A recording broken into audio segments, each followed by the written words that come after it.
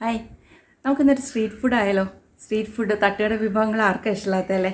നമ്മളിങ്ങനെ റോഡിൽ കൂടെയൊക്കെ പോകുമ്പോഴത്തേക്ക് അവരുടെ പാത്രങ്ങളുടെയൊക്കെ തട്ടുമുട്ടും, പിന്നെ എന്നുള്ള ആ ഒരു സൗണ്ടും ആ ഒരു മണവും ഫ്ലേവറും ആർക്കാണ് വായിൽ കൂടെ കപ്പൽ പോകാത്തത്? അപ്പോൾ നമുക്ക് ഇന്ന് അതുപോലത്തെ ഒരു തവ ചിക്കൻ റെഡിയാക്കാം. ഈ സ്ട്രീറ്റ് ഫുഡിൻ്റെ ഒരു പ്രത്യേകത എന്ന് പറഞ്ഞാൽ വളരെ ലോക്കലി അവൈലബിൾ ആയിട്ടുള്ള ഇൻഗ്രീഡിയൻസ് ആയിരിക്കും. വളരെ എക്സോട്ടിക് ആയിട്ടുള്ള ഇൻഗ്രീഡിയൻസ് ഒന്നും തന്നെ ഉണ്ടാവത്തില്ല. പിന്നെ പടാന്ന് നമുക്ക് ഉണ്ടാക്കാം. വിതിൻ നോ ടൈം നമ്മുടെ ഡിഷ് റെഡി ആയിരിക്കും. അപ്പോൾ നമുക്ക് വളരെ എളുപ്പത്തിലുള്ള വളരെ ടേസ്റ്റി ആയിട്ടുള്ള നമ്മൾ പ്രിപ്പയർ ചെയ്യുമ്പോൾ തന്നെ കൊതി തോന്നുന്ന ഈ ഒരു തവ ചിക്കൻ എങ്ങനെയാണ് പ്രിപ്പയർ ചെയ്യുന്നത് നോക്കാം. ഓക്കെ.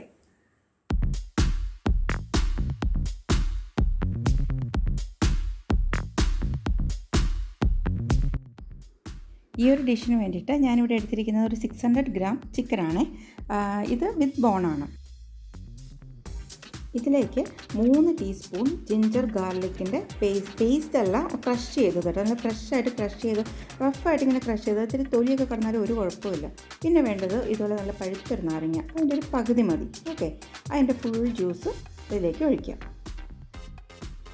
നെക്സ്റ്റ് നമുക്കറിയാലോ ഉപ്പ് വേണ്ടത്. ഇത് പിങ്ക് കളറിരിക്കുന്ന ഹിമാലയൻ പിങ്ക് സോൾട്ട് ആയിരുന്നു കേട്ടോ. സാധാരണ ഉപ്പായാലും കുഴപ്പമില്ല.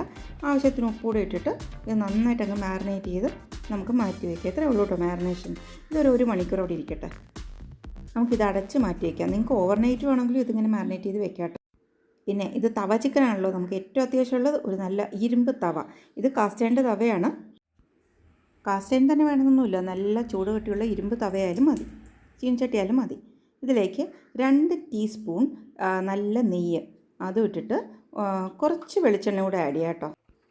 ഒരു ടീസ്പൂൺ വെളിച്ചെണ്ണ. ഓക്കെ, അതിലേക്ക് ഞാൻ ഒരു ഏലക്ക ഇട്ടിട്ടുണ്ട്. ഇതൊരു ബ്ലാക്ക് കാർഡമമാണ്. അത് തന്നെ നിർബന്ധമൊന്നുമില്ല കേട്ടോ. ഒരു 2 ചെറിയ സാധാരണ ഏലക്ക ഇട്ടാലും മതി. ഇതിലേക്ക് ഒരു 3 നല്ല എരിവുള്ള പച്ചമുളക് ഇട്ടിട്ട് ഒന്ന് ഫ്രൈ ചെയ്തെടുക്കുക. നിങ്ങൾ ഈ ബ്ലാക്ക് കാർഡമം ഉപയോഗിച്ചിട്ടില്ലെങ്കിൽ ഉപയോഗിക്കണം കേട്ടോ, ഒരു പ്രത്യേക ഫ്ലേവറാണ്. ഇതൊന്ന് മൂത്ത് വരട്ടെ. ഇതിലേക്ക് നമ്മൾ നേരത്തെ മാരിനേറ്റ് ചെയ്ത് വെച്ച 1 അവറെങ്കിലും മാരിനേറ്റ് ചെയ്ത് വെച്ച ചിക്കൻ അങ്ങനെ നിരത്തി കൊടുക്കുക.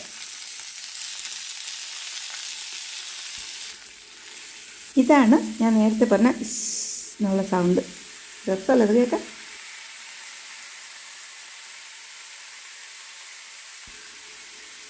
ഇത് 1 മിനിറ്റ് അല്ലെങ്കിൽ 2 മിനിറ്റ് ഇങ്ങനെ തന്നെ കിടക്കട്ടെ, അനക്കണ്ട. അതിനുശേഷം നമുക്ക് ഇതിങ്ങനെ മറിച്ചും തിരിച്ചും ഇട്ട് കൊടുക്കണം. എല്ലാ സൈഡും നന്നായിട്ടൊരു ഗോൾഡൻ ബ്രൗൺ കളർ പോലെ ഒന്ന് മുരിച്ചെടുക്കണം. ഓക്കെ,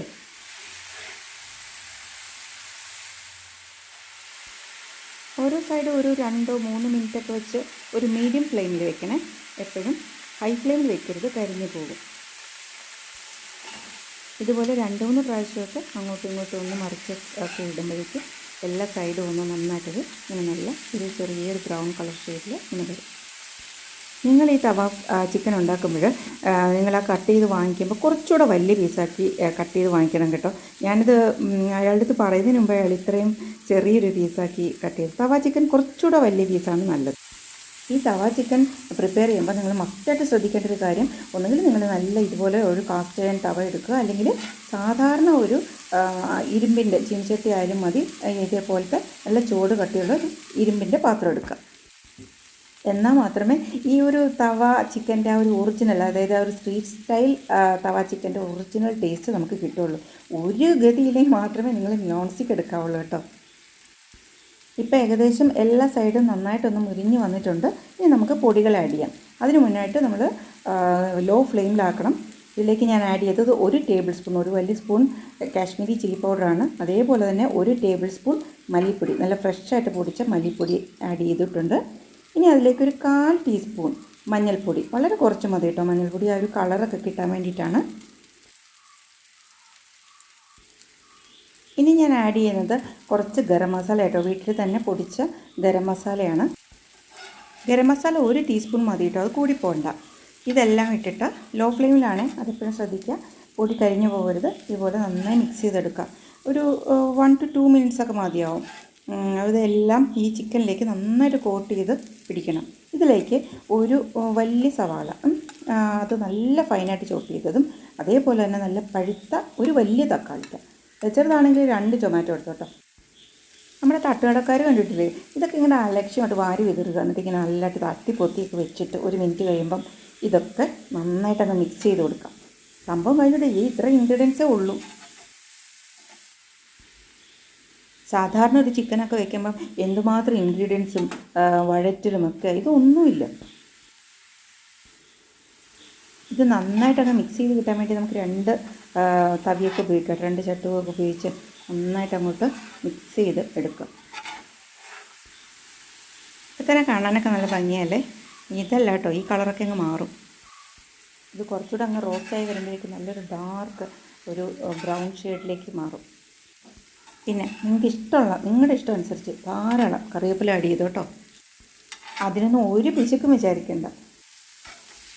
അയൺ തവയായതുകൊണ്ട് തന്നെ ഇടയ്ക്കിടയ്ക്ക് ഒന്ന് ഇളക്കിയിട്ട് കൊടുക്കണം. ഇതെല്ലാം കൂടെ ഒരു 10 മിനിറ്റ്സ് മതി കേട്ടോ. 10 മിനിറ്റ്സ് കഴിയുമ്പോഴേക്ക് ഈ സവോളയും ടൊമാറ്റോ ഒക്കെ അങ്ങ് വെന്തലിഞ്ഞ് ഇതിലേക്ക് നന്നായിട്ട് അങ്ങ് പിടിച്ച് നല്ലൊരു രസമാണത്. ലാസ്റ്റ് 1 ടീസ്പൂൺ കുരുമുളക് പൊടി, ഫ്രഷായിട്ട് പൊടിച്ച കുരുമുളക് പൊടിയും ആവശ്യത്തിന് ഉപ്പ് ഒന്ന് അഡ്ജസ്റ്റ് ചെയ്യുക. പിന്നെ ഫൈനായിട്ട് ചോപ്പ് ചെയ്ത മല്ലിയില നിറയെ ഇട്ട് കൊടുക്കുക. ഫൈനൽ ഗാർണിഷിങ്ങിന് ഞാൻ കുറച്ച് ചില്ലി സ്ലൈഡ്സ് കൂടെ ഇട്ടിട്ടുണ്ട്. ചിക്കൻ്റെ കളറൊക്കെ കണ്ടില്ലേ? നല്ല മുരിഞ്ഞ് നല്ല ബ്രൗൺ ഷെയ്ഡാവും. ഇത് നല്ല ചൂടോടെ തന്നെ സെർവ് ചെയ്യാം.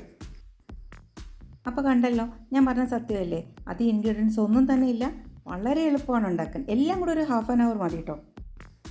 ഇത് ഈവൻ കുക്കിങ്ങൊക്കെ പഠിച്ചു വരുന്ന കുട്ടികൾക്കും ബാച്ചിലേഴ്സിനും ഒക്കെ സുഖമായിട്ട് ട്രൈ ചെയ്യാൻ പറ്റുന്ന ഒരിക്കലും ഫെയിലാവാത്ത റെസിപ്പിയാണ്. നിങ്ങൾ ഇത് പരീക്ഷിച്ചിട്ട് എൻ്റെ അടുത്ത് അഭിപ്രായം പറയണം, ഫീഡ്ബാക്സൊക്കെ അറിയിക്കണം. സബ്സ്ക്രൈബ് ചെയ്യാത്തവർ ദയവേത് സബ്സ്ക്രൈബ് ചെയ്യുക.